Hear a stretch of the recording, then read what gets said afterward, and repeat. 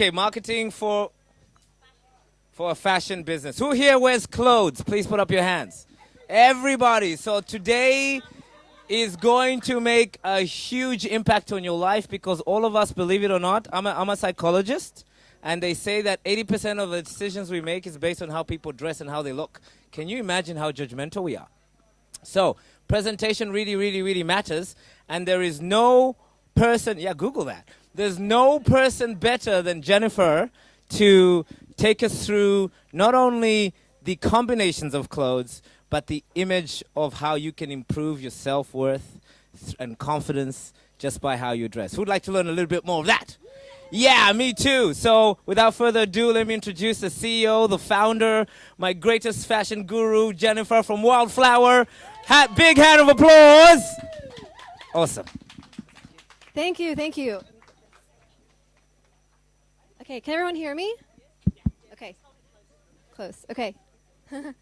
Thank you everybody for coming today, and thank you Genius Cafe for inviting me. I moved to Sonora just for Genius Cafe because I love this community, so it's so honored to be here today. So today we're going to talk about marketing for fashion businesses and beauty businesses, and this is what we're going to talk about today. We have many things to talk about. I am going to share my story, and I've actually never shared this story publicly, and I don't think anyone knows it except for my best friend, to be honest. So I don't think you know all the story, Erin, actually. So, so I'm gonna share how I got here, and who here is a fashion designer, has a fashion business. I know we have one in the house. Okay, who here? Yeah, Faye. Who here would consider starting a fashion brand, maybe bucket list, dream to start one? Okay, and who is just here for the fashion tips? Yeah, okay, awesome. So we're going to have something for everybody today. We're going to talk about the questions that you should ask yourself if you're considering starting a fashion brand, the pros and cons of the fashion industry, what no one really talks about launching a fashion brand, marketing for fashion, which is relevant for today, not what they teach in fashion school, image identity, elegance, and fashion tips. So stay till the end. Okay. So this is what I call my show-off fashion resume. And usually when people give these talks, they come up here and talk about all the amazing brands they've worked for and clients. And so this is very much my show-off resume. I have been working in fashion for many years in the US and in Paris, France. I had a lot of really amazing opportunities. I worked in PR. I've done some crazy things like sat front row in fashion shows, dressed models. I was a fit model for several designers. I was even on French national TV as a shoe model. I worked for an haute couture designer, lingerie designer, the list goes on. But to be honest, there's so much pain in those experiences, and I really share those. When I share them, it's really more to show off. Like, it was very difficult experiences, and I really had to change it and do fashion my own way. So when people ask me how long you've been in fashion, it's a really hard question to answer. Are they asking, when did I go to fashion school? When did I start working in fashion? But the truth is, I've been in fashion my whole life. And this is me at age 4. This is a dress that my mom made, and I painted on it. And I've been dressing myself for, and designing for myself since the beginning. And my mom would make us dresses, and I remember going to the fabric store and picking out the fabric and being very demanding about what kind of styles I wanted. And my mom was just a home sewer, but I was very demanding about what I wanted, and she really tried her best. And I was actually a really terribly shy kid growing up. I had a speech impediment, and so I didn't like talking, and I was put into special classes sometimes, and I always felt like a bit of an outcast. But during that one day a year that my mom would make me an amazing dress of just my own, I felt like I really fit in that day. And I remember the popular girls coming and telling me how they loved my dress, and I just felt like it was such a way that I could express myself.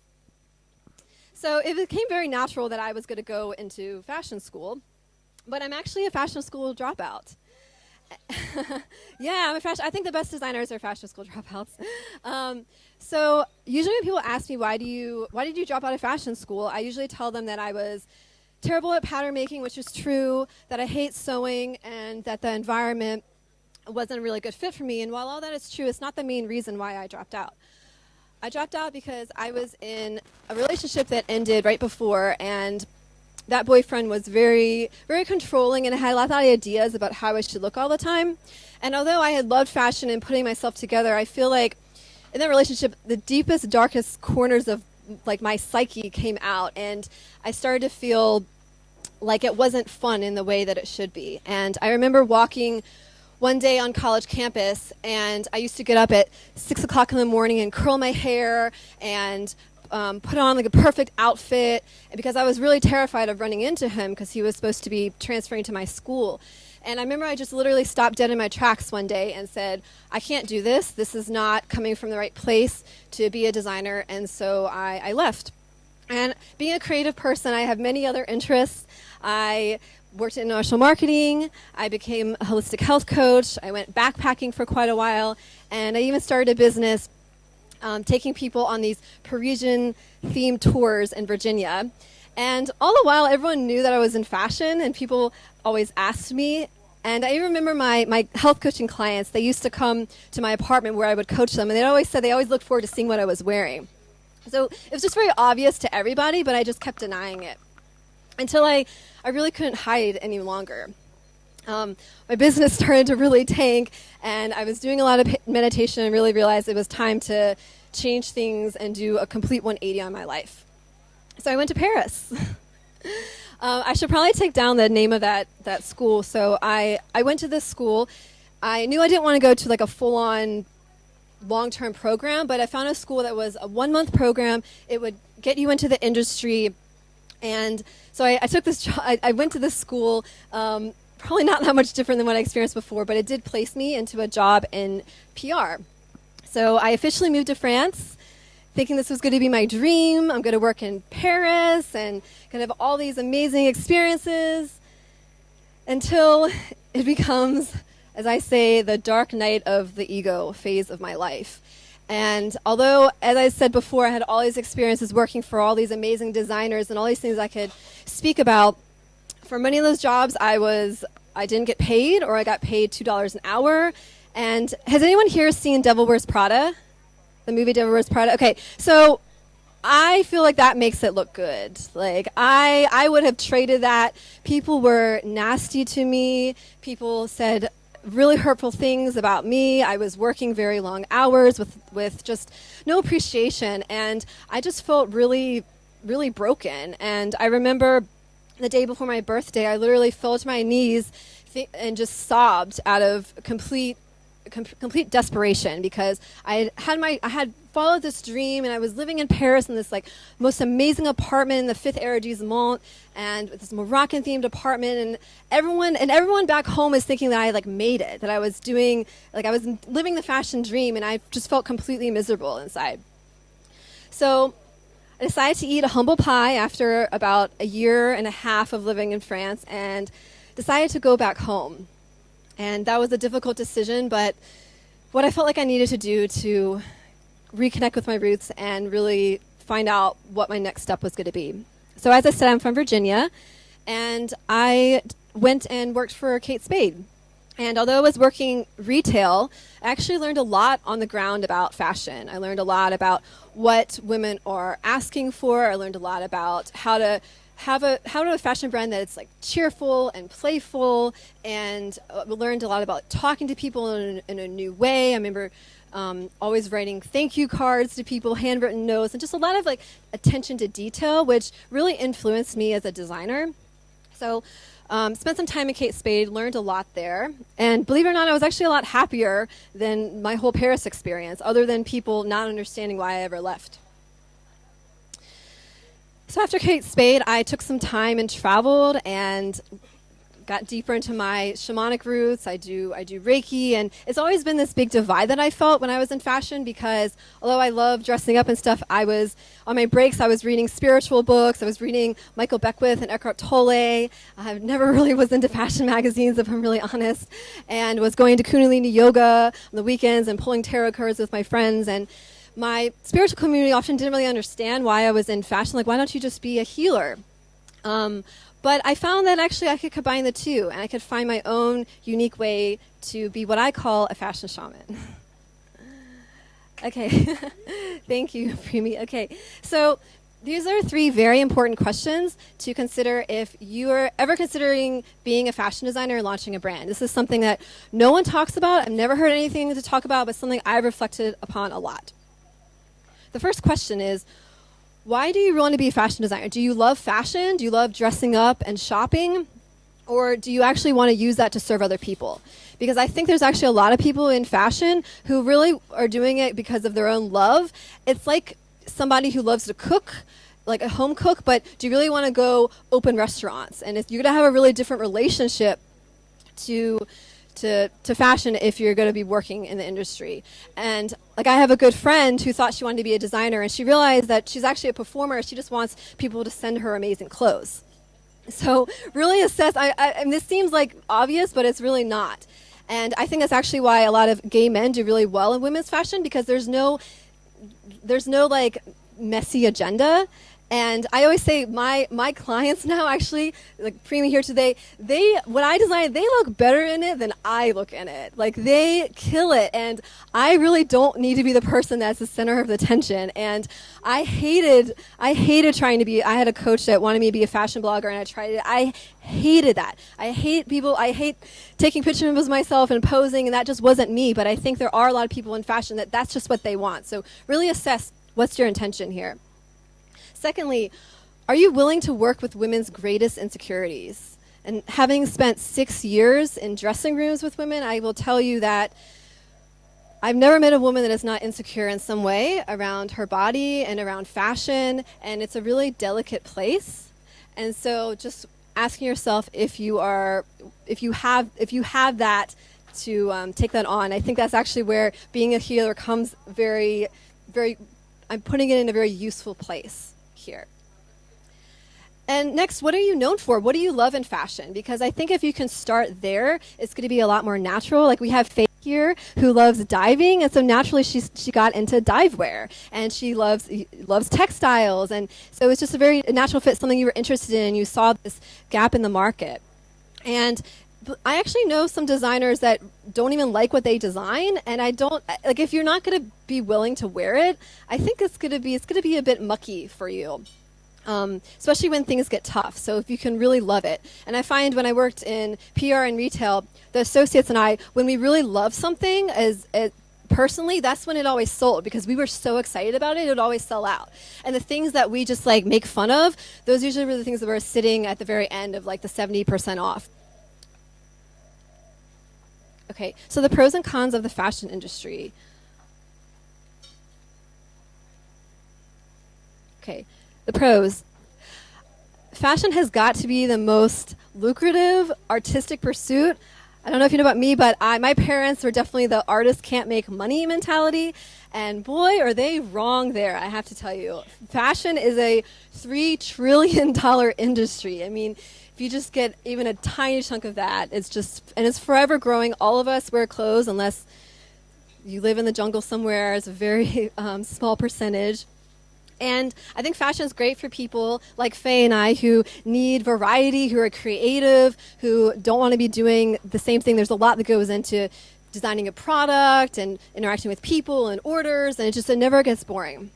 Cons of the fashion industry, highly competitive. I don't say this from a place of scarcity, because we all wear so many clothes, and I think it's more that people are competitive, really highly competitive with each other. But I think it doesn't have to be that way, because I know everyone in this room has more than, if you're a woman, you have more than one dress. So I don't know why designers can't be more friendly with each other, knowing that women can continue buying clothes. But it just has a competitive nature. We are a product polluted world. So if you're going to make something, where is it really going to bring value to people, and how is it going to stand out? It's an industry that can really fluctuate a lot. We're highly seasonal and can be very volatile depending on the times. And I have to say, it's one of the bitchiest industries out there. I know firsthand. Okay, what no one talks about launching a fashion brand, I don't know if you can see this, I said, unless you work with Erin Machano. Yeah. So I think Erin warned me on all of these, although some of them I had to really learn for myself. Erin's my amazing business coach. Definitely would not be here if it weren't for Erin standing right here today. I would be doing all the mistakes. I would do everything that I tell you not to do. I'm telling me about it. So this is the product is not the product.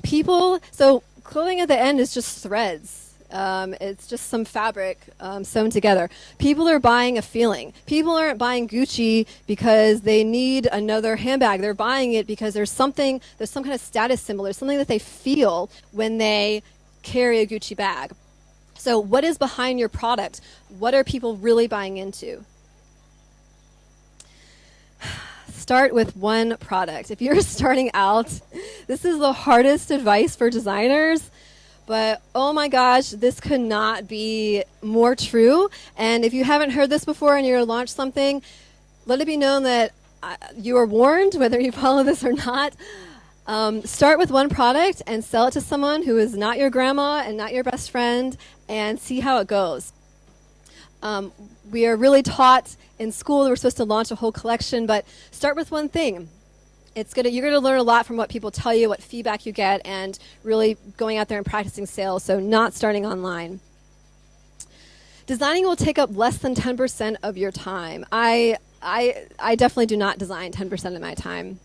So if you want to be a designer, I would say, and you want to be designing most of the time, go to school, be a classically trained designer, and go work in a design house. You can go work for many different designers, although probably won't be as creative as you think. I had friends that worked at Zara. You spend most of your time just copying things. You don't really sketch. You work on the computer. But if that's what you want to do, go that route. Be resourceful.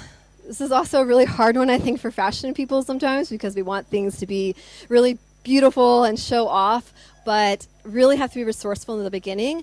A lot of designers talk about, oh, it's so hard because I have minimum orders. And I just say, you have to get creative with that. Recently, I designed some new tags, and I was going to different companies that print tags for clothing, and they would say the minimum orders are 500, and that's not anything close to what I need right now. So I had to get creative. I know someone, and she did some beautiful hand-embroidered ones. I also consider if I had to just paint them myself, like whatever. Don't get these into these huge orders when things are going to change at the beginning. Do the inner work. I will tell you, I've gotten so much judgment in the last year. It is unbelievable.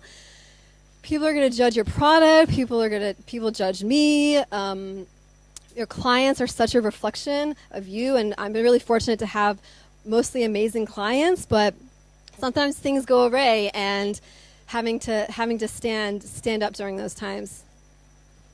Okay, so the fashion marketing strategies that no one tells you, and so what was done in the past and what is done now. So they always say start with a fashion line. I don't talk about it, but I have a minor in fashion merchandising, and I don't count it because I think I was really in class with just sorority girls who like shopping. I didn't really learn very much, but I do remember them saying, if you're going to start a fashion line, it costs $25,000. You need to have 40 pieces and start with a fashion show. And most designers don't have that sort of budget to start off. And if you've gotten something made here, you know that quality control, things aren't always consistent. It's going to take time, so you might as well start with one thing and do it really well before you really go out there and launch it big. You also save a lot more money that way. So here's an example of a fashion show, and just really think about all the details that go into this to get things printed, to get just the sizing. I mean, there's just endless details, even just for one piece. So if you're doing a whole line, you're going to drive yourself mad. I've seen it. On the right here, we have Spanx. Who knows of Spanx? So Spanx is a company by Sarah Blakely, and it you wear it under your clothes so you have nice lines. I think all women know about Spanx, right? And she really just started, she just started with this one product, and it is $1 billion company now. And again, one product. Of course, now she has other lines. You can buy Spanx bras and slips and all kinds of things. But she started with one thing and she mastered it, and then she could build a big brand from there. So make everything perfect before you launch. That's what designers are supposed to do, right? We're all perfectionists. So there's instead, launch before you're ready. So on the left here, we have Chanel. And Chanel fashion shows are absolutely epic. But Chanel has been in business for a very, very long time. And they have a massive design house. And they could go into these extravagant details. That's not where you go to start. So on the right here, this is my launch party at my home in Penistan in Ubud. Last October. And boy, I did not feel ready at all. I felt like my samples weren't good enough. There's a million things that I wanted to be better, but you know what? It went really well, and I got some really amazing feedback, and I learned, and I've been doing events monthly since. And so just get out there. So there's this idea in the fashion industry that some really big, important person is going to give you your break, and that is not true anymore. I think there's that idea, like with Oprah, that you're going to make her, what's it called, the 20 favorite things, and from there your brand's just going to go up and up and up. Or that Anna Wintour is going to see your collection, or back in the day, Diana Vreeland, who are the editors at Vogue, and that just doesn't happen anymore. It's really your own responsibility to get out there. Another thing is, like, go get featured in a major magazine. That's when you really made it. And I have to tell you, being on the other side of working with stylists and getting things placed into major magazines all across Europe and the world, I can tell you that there's so much smoke and mirrors with that. Oh my goodness. It's not what it used to be, where people would get all their fashion advice through looking through a magazine, and they would see something they like, and they would circle the designer and go find them. Now people, as we know, follow more blogs. It's much more open. Of course, it's great to be featured in a magazine, but more often than not, these designers are paying a PR firm to give them the connections. And yeah, it looks great on your website to say that you were placed here and there, but it's not as much direct sales as you think. So instead, I tell designers, go celebrate your everyday people, the people who are actually wearing your brand. And I think Teeks is a shoe brand. They do this really well. So Teeks are a ballet. They're supposed to be the most comfortable ballet flats. I had a pair. I had them for 2 years, and they molded over in Bali, so I don't have them anymore. But again, one product. And you go on their website, and they have all these different colors, and they always feature the people that are wearing them. And people get really excited going and traveling around the world and showing what they wear, and it gets the average person excited to show off their Teeks. So there's an idea of like keeping it all together all the time. And instead, I'd say the new way is to be vulnerable where it counts. So here on the left, we have that fake smile. And on the right is fashion blogger Chriselle Lim. I actually invited her to an event in Paris. And really nice girl. She's a major fashion brand in Los Angeles. And she opens up sometimes. Here she's talking about how she had a miscarriage and just struggles that she's had with being a mom. And this isn't to say to be sloppy all the time or to always complain about life. But I feel like when you're really real with your audience, especially during times that are difficult, people can feel the humanness in you. And I remember when she started getting really vulnerable at things, that's when her brand really started to take off. So there's also an idea that you have to follow trends in the fashion industry. You know, you have to go to spend thousands of dollars on these trend reports to see what the color of the year is going to be. And while that's great, you really want to know what your clients are buying, because the color of the year next year might be orange, but your clients might hate orange. So don't follow it so strictly.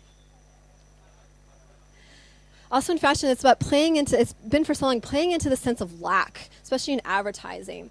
Instead, the new way is inviting people in, celebrate people for who they are. Dove is really well known for this when they launched their campaign years ago about the Real Women campaign. And I see this over and over again when designers use real women as models of different ethnicities and body shapes. People really celebrate that. And often people will just go out and buy the product because they feel like it's more relatable to the average person. Another big thing in the fashion industry is like, don't share any of your secrets. Like, don't tell anyone who your tailor is. I can't tell you how many times in Bali I was told, like, you need to watch your tailor. They're going to steal your designs. Like, you can't trust anybody. Don't tell anyone where you get your fabric made. Don't give away any of your secrets. And that's just so backwards. And the new way is to really be generous and to help people. And Faye is an amazing example of this. She started this group called the Bali Business and Women Group. And Faye's already a very successful woman, but she kept seeing all these people that were getting this really bad advice about setting up businesses here, getting screwed over. So she formed this group here in Bali so that we could really support each other and ask questions. And Faye is very, very generous with sharing. And, you know, it's the whole giver's game. The more that you share, the more you're going to get in return. Yeah, Faye. And the thing is, even, you know, I've actually given people my tailor's phone number. I tell them where I buy my fabric, and what happens? They never do it. They never do it. So give them all your secrets. It's really in the action. I promise you.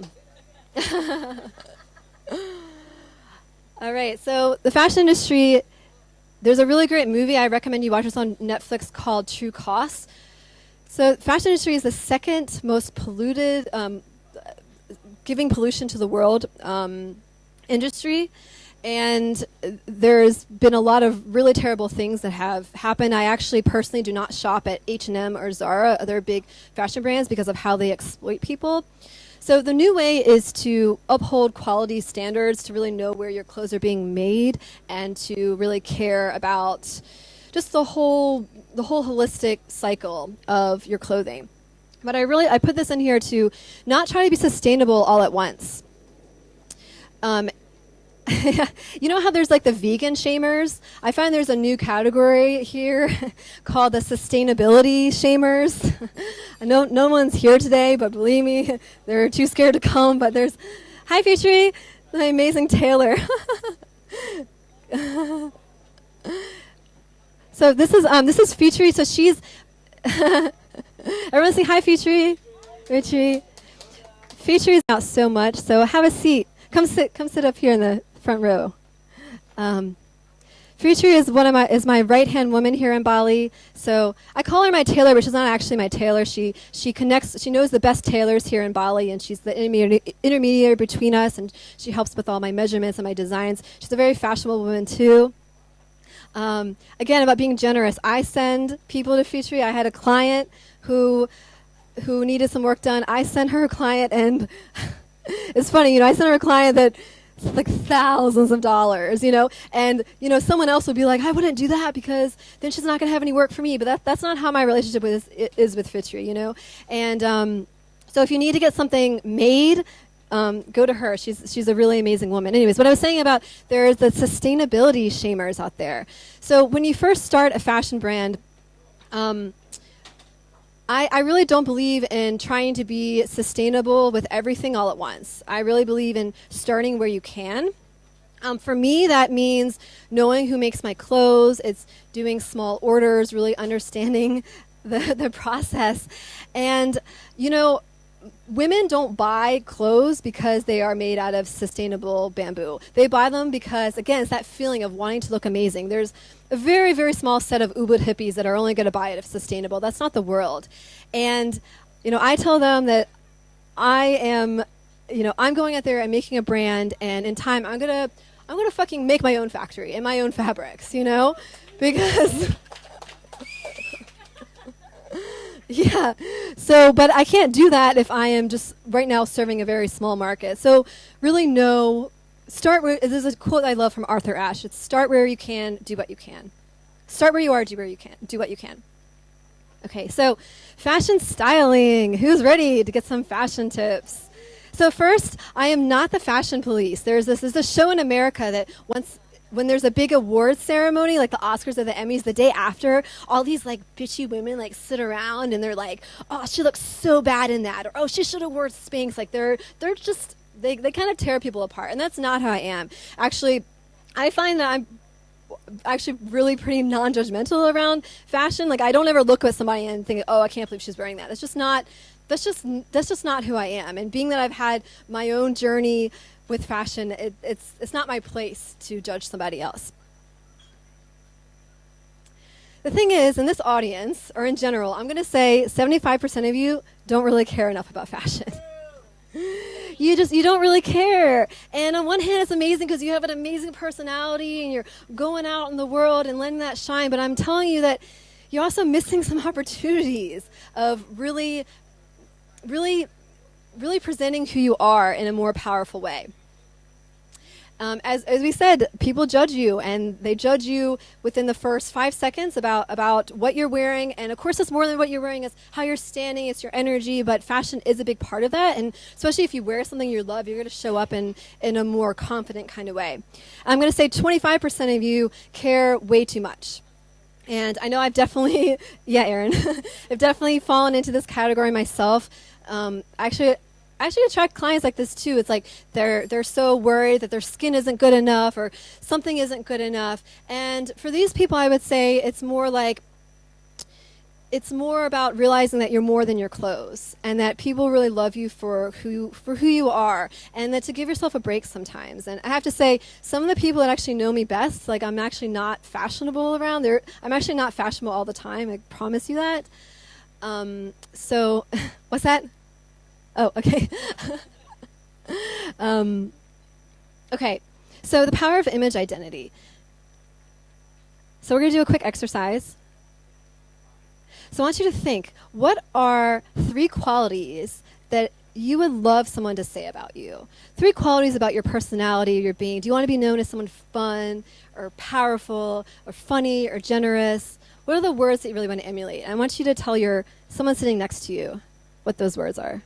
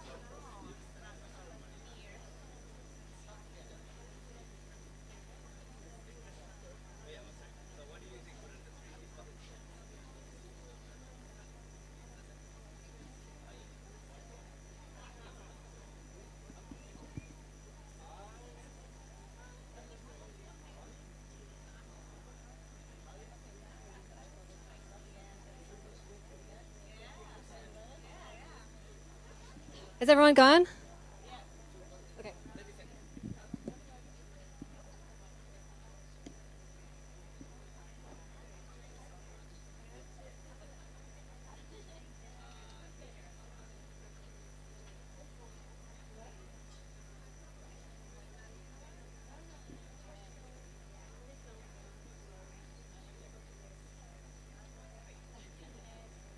Are you ready? Okay.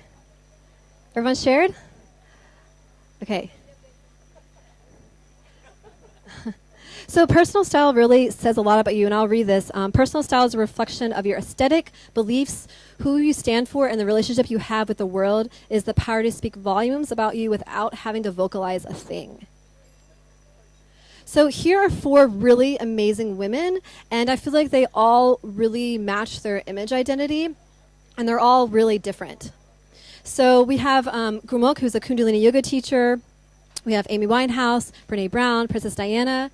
And, this isn't about fitting any of them into a box that they have to wear something that's prescribed by society. They all are unique to themselves. I love Brene Brown is an amazing researcher and author. She speaks a lot about vulnerability, and she lives in Austin. She lives in Texas, and she always wears like a jean jacket and cowboy boots, and she's been known for saying she wouldn't get up there on a stage and wear a black suit and heels, because that's just not her, especially if she's speaking about realness.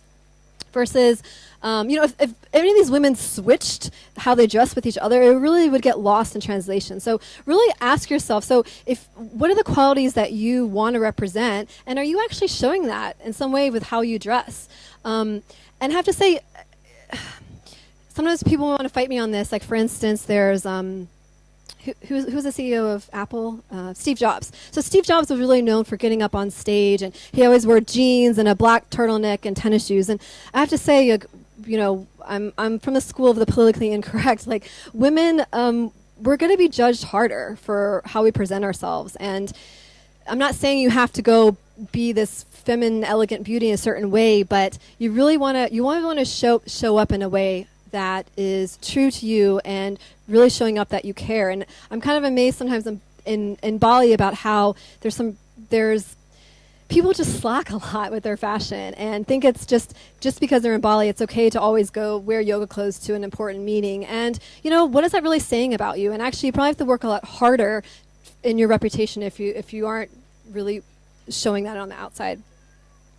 So I'm a big believer in the Revival of Elegance. So this is my soapbox. So just let me have it. Again, I'm not the fashion police, but so benefits of being elegant. Well, being elegant never goes out of style. I love that. My great grandmother was very elegant. My great grandparents were actually fashion entrepreneurs. They had a hat company. Back in the early 1900s, and later a children's store. And I still have her pieces, and I still wear them all these years later. It's absolutely amazing. So it never goes out of style. Yeah. It's always age appropriate. It travels well.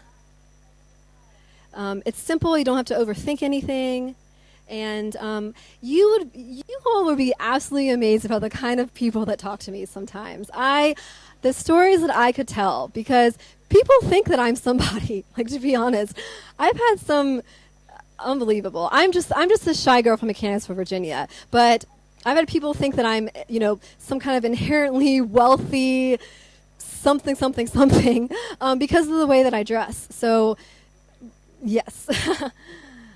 So my top fashion tips. My number one is fit is everything. I don't care if you're wearing something that was $5 or $500. If it doesn't fit, it's not going to look good. It's not going to be elegant. I am a big believer in getting things tailored. I get more than half my pieces tailored. And I have to say, most of the times getting things tailored, it doesn't cost a lot of money. Here in Bali, like, you can go to Fichi, she can help you out, she can connect you. Women complain to me all the time that it's so hard to find clothes that fit. And you have to think about this as a designer. We all have different bodies. We all have different shapes. We all have different sizes and heights. And there's just never going to be a one size fits all. It's just impossible. So go get things tailored. Don't use Bali as an excuse to be unfashionable. Oh my gosh. Don't use an excuse. I know it's hot, but this is not the only hot climate in the world. I'm not saying you have to be fashionable all the time, but be fashionable when it counts. Find one category that you absolutely love and focus on that. So if you know me, I actually don't wear a lot of jewelry. Have you noticed that? I almost wear these earrings like all the time. I don't wear a lot of jewelry. How many handbags do I carry in Bali? How many handbags have you seen? I have one handbag. I've had this one handbag for a year. It's like this $20 recycled plastic. I absolutely love it. Yes, John?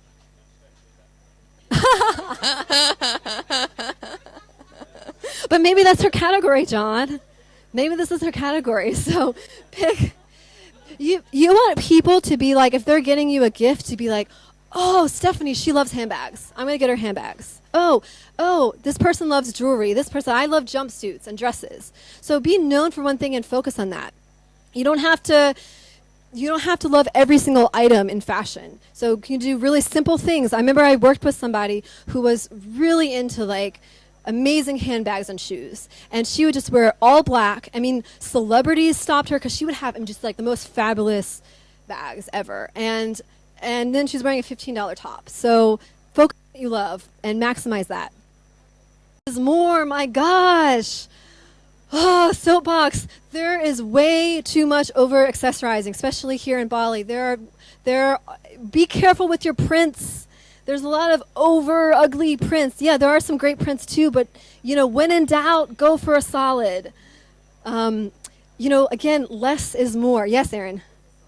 A solid is just like this, just one color. So if you do a print, then make sure it's something that you really love and that looks good, and then do it with other solid things. Don't go crazy on the prints.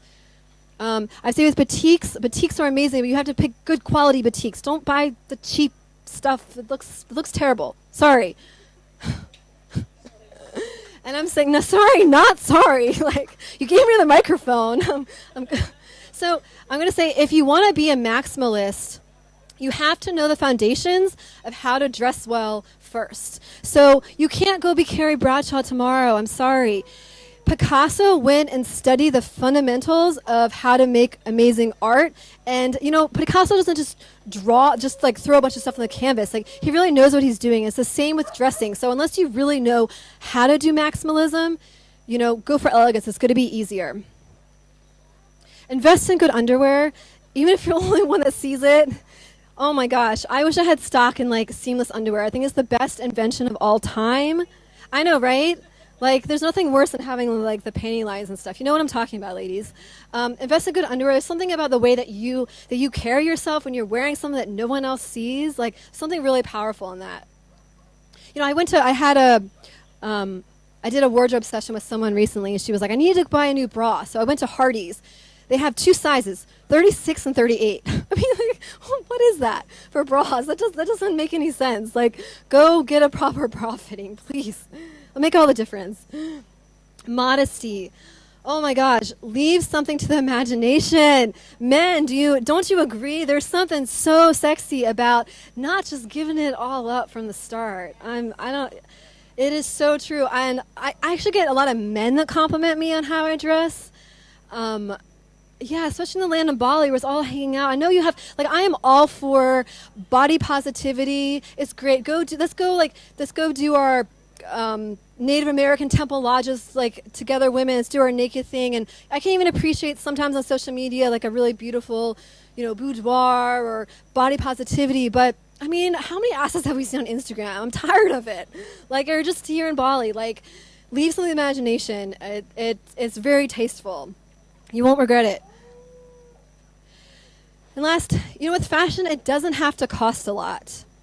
But I say if it doesn't cost a lot, you're going to have to put in the effort. And the truth of the matter is I just put in more effort here than any of you or most people. You wouldn't believe it. I know, I get things dry cleaned, I get things tailored, I get things designed. It's my obsession. And you don't have to spend as much time as I do, but if you want to look good and you don't have a lot of money, that's okay. You doesn't have to take a lot of money, but you're going to put in more effort. And if you don't want to put in the effort, then spend more money. Go hire somebody to help you learn how to dress. That's just really not your talent. Okay, so what's my brand? Does anyone know what my brand is? Wildfire. So my brand is Wildfire, and my ideal clients are women entrepreneurs who want to enhance their image identity and want to emulate more elegance and ease in their life and in their wardrobe. So I host fashion soirees. So these are a combination between a fashion party and a women's circle. Who's been to one? I've been a lot of fashion soiree people. So yeah, no, you haven't been to one. What are you talking about? I've been trying to invite you. Oh my gosh. He's gonna sneak in one day in a jumpsuit. So usually they're women only, but I'm getting open to men. So I don't sell anything in a boutique. I'm really direct to the consumer because I really care about having that interaction and really changing the conversation with fashion. And I really feel like I have to do that in my own unique way. So these parties are fun, right? They're fun, right? So we learn what our fashion archetype is. We play some games. We really talk about fashion in a more celebratory and inspiring way. And I have one coming up. On Friday night in Ubud. It's going to be at my amazing friend's house, Carol. So if you're interested, I can invite you after this. Men too, Gent's coming. So this is open to men. Yeah. And And my bonus elegance tip is jumpsuits are like elegance supreme. Can I have Preemie come up here for a moment? So doesn't Preemie look amazing? So this is my beautiful friend and client. I know she's married. There's a ring on that. So how do you feel, Preemie? I feel fierce, despite this is a very light color. But I feel fierce and confident and sexy at the same time without revealing too much. And I also feel smart. I feel smart, definitely. Yeah. So I started designing jumpsuits because I actually didn't have a jumpsuit before I came to Bali because I could never get one that fits. So all my jumpsuits are, because you can sit down, custom sizing. Again, jumpsuits, they have to fit. It has to fit well everywhere. So here's a number of my designs here. You're welcome to take a look at later. And I just think they're very elegant. You can wear it. It's business appropriate. You can go out. Again, it's good for traveling well, and I do little belts and other accessories to go with them. So here's a couple of my amazing, Emma, my amazing client, Adele as well. And so if you're not part of our group already, I have a Facebook community called the Stylish Women of Bali. It's a really fun group, so you can join. We talk about all things fashion and just also, if you're a designer, you can introduce your brand. The only rule is that you talk about fashion and that you don't demean anybody or say anything insulting. And so I'm offering something, even though I'm incredibly busy right now. I'm offering, if you're interested, to do a wardrobe consultation. So I don't really do this for non-clients, but I'm opening up my calendar if you're interested. So what this means is that I will come over to your closet or suitcase if you are traveling here, and I will look through your wardrobe, and I did one with amazing Sarah, seen here in the middle, and we gave away a lot of donations. I got a really clear plan of what she could do going forward in her wardrobe. So it's a lot of fun. If you're interested, I have a sign-up sheet. I have a sign up here sheet. I'll pass it around. I have a little bit of time this week and next week. Take advantage. I don't typically offer this. So I just want to say thank you everyone for coming, and thank you Genius Cafe. I love you guys. Thank you, and I'll take any questions. Yeah. Just speak loud.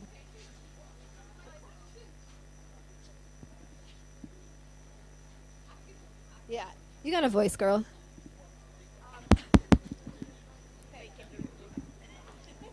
Yes. So my question is about comfort. You know, I love to dress up, but I'm also, but I also want to be very comfortable. Yeah. And sometimes I feel like, I mean, I love how you dress, absolutely love it, but I just, I wonder if it's comfortable and if I'm going to be able to just be comfortable in it, and the high heels and. That's a good question. Well, I actually don't wear high heels that much. Not just you, yeah, just in general. things. I feel like high heels are part of the fashion. That's a good question, and some things that might be comfortable to me might not be comfortable to you, so I think it's a matter of finding some things. But one thing is that having clothes that fit well, I find that clothes are really uncomfortable when they're too tight, or there might be just certain styles that you're going to find more comfortable than others. Yeah, I think it's very doable. I mean, wearing things like tunics, wearing fabrics that are comfortable. But, you know, I don't dress like this at home, you know, like, come on now. Yeah. So I think it's going to be helpful as well. So I want to give a testimonial because I also, like, this is my first ever jumpsuit. First ever. I did not believe in jumpsuit because I thought it's going to be uncomfortable and too much work and everything like that. And that I will be having difficulties moving around or something because I'm pretty hyperactive. But then we did, Jennifer went through all of these process. We've had a lot of meetings with the fitting and making sure everything is like fits well with my movements and everything like that. So this might look a little bit more, a little bit funny, but I actually gonna be courageous of doing that. I showed it earlier that I can squat in this and do Yeah, girl. kicks in this.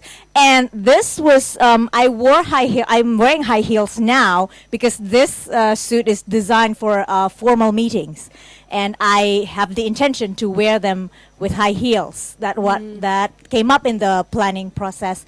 But then I think Jennifer also mentioned that, do you want it with the high heels or no high heels? So she will work with you about what you feel more comfortable for you. I think that's the comfort part will be much more doable with Jennifer's methods.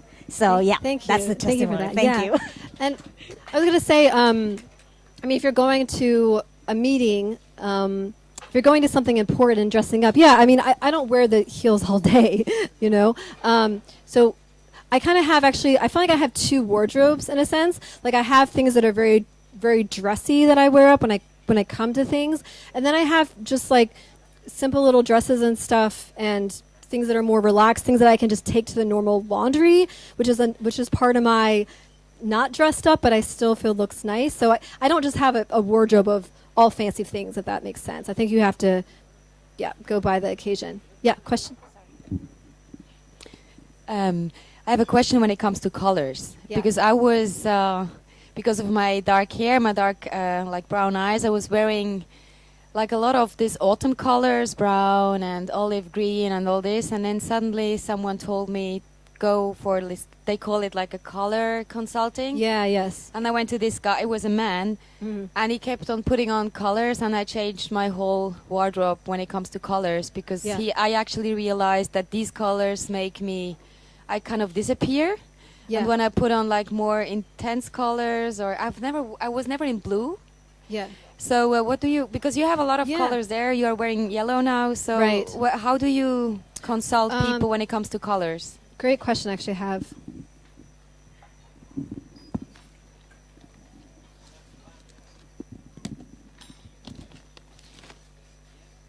So I have a number of different colors. This is my color palette here. I do know about, it's actually called image consulting, and it's about really knowing what colors look good on people, and whether you have the warm tones, the dark tones, et cetera, et cetera. There's definitely something to that. I do feel like I do have somewhat of an intuitive process of seeing, like, look, I mean, this color is perfect on premium. I mean, come on, yes. So I do feel like with clients, part of it is what they're naturally drawn to, and part of it is just kind of knowing what looks good on them. And I actually named my colors. So I feel like people pick a color. I don't know, it's a very natural, intuitive thing that happens. Oftentimes people end up naturally picking colors that look really good on them. Yeah. Does that answer your question? Yeah. But that's a really cool thing to get done. I think my inner being is like an African woman, because I love the bright colors. I don't really know if they look good on me, to be honest, but I love them, so that's what I wear. So as long as you feel good, yeah. What other questions do we have? Yes.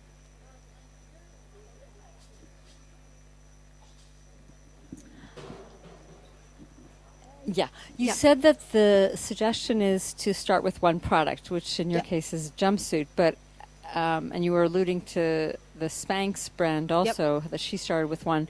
But like, for example, I look at what you're wearing now and I think, wow, that would be really nice for you to do maybe at some point also to offer it. So how long do you think is a good idea, or do you anticipate staying with one product? Look at my phone now. For people maybe who, aren't interested in a jumpsuit, or doesn't look good on them, or they just want a bigger, like a wider variety of choice? So that's a really great question. I can't wait till this part of me can't wait to do another product too, but I have to say, getting my systems really in place is important. I mean, I just got a jumpsuit done for a client, and it was different than the other one. So it's things that have to be, part of it is just really getting it down, taking time. It's like, how can I say?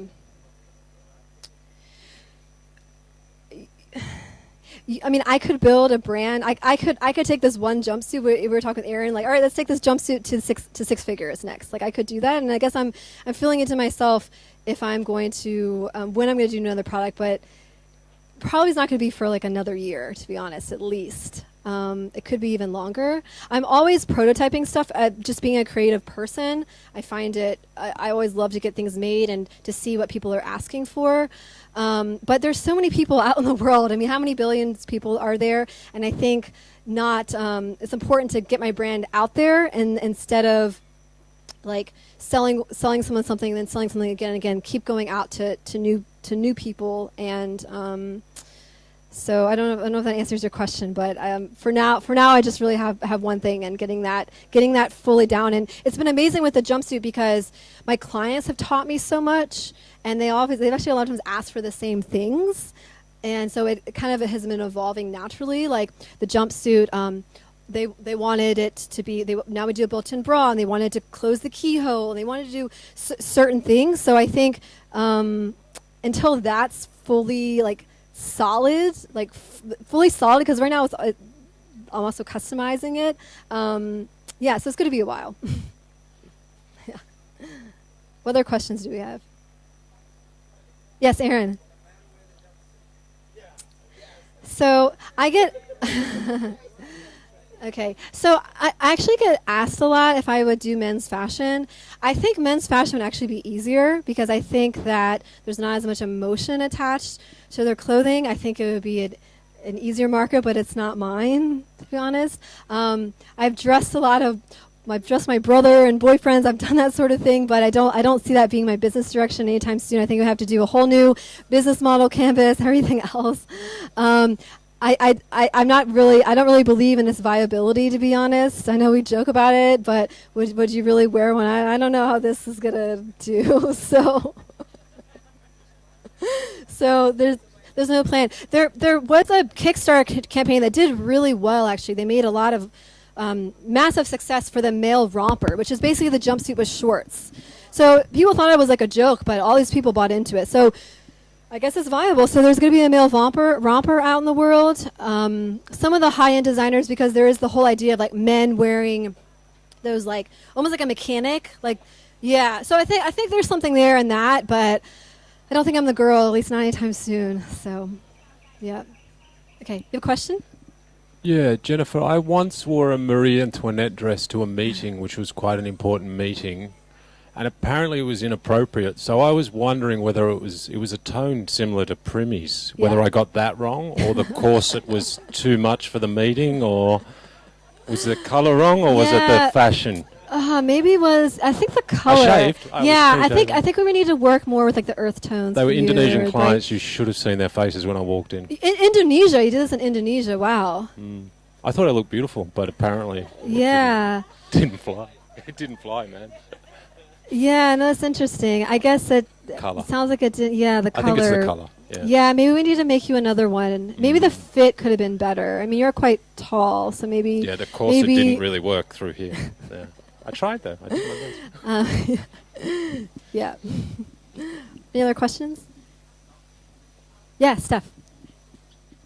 Still customize? Would you, if someone came to you, would you still customize something personalized? Poor thing lost her voice. Customize, like if you come to me, you're like, I want to make a black ball gown or something. Yeah. So I recently stopped doing this. It can be quite fun, I have to say, but there's a lot that goes into getting something custom, and I just find it was taking away from my business. There's lots of other people that do that. You can build a whole business of just being a custom designer, and that's almost like kind of like being an haute couture designer.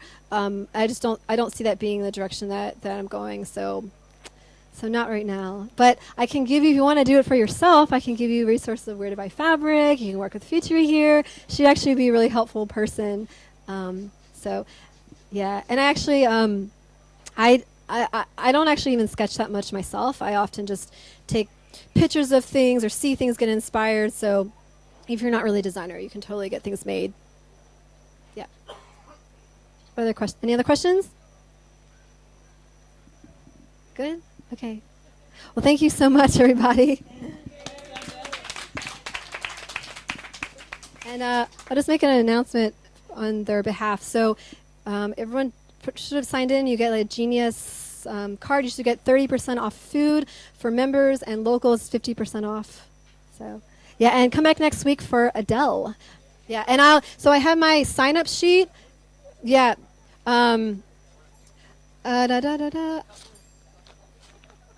Yeah. So pass around my sign-up sheet, and have a great night, guys.